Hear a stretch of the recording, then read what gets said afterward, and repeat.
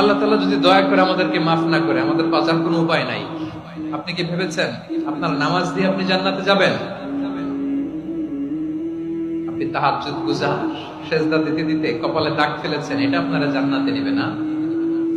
আপনি এলাকার সবচেয়ে বড় হাতেম তাই দানশীল, এই দানের ভরসায় বসে আছেন। আমাদের নামাজ, আমাদের রোজা, আমাদের ইবাদত, এগুলোকে মিজানের পাল্লায় উঠালে কোনো ওজনই হবে না।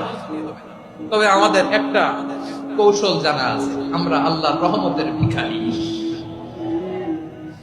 আমরা সেদিন আগেই গুনার স্বীকৃতি দিয়ে দেব। আমরা বলবো, আল্লাহ তুমি প্রশ্ন করার আগে তোমার একটা কথা বলি, আমারে কিছু জিজ্ঞেস করো না, আমি সব করেছি। এমন কোন পাপ নাই যে পাপ আমারে দিয়ে হয় নাই।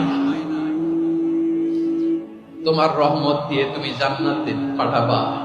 তোমার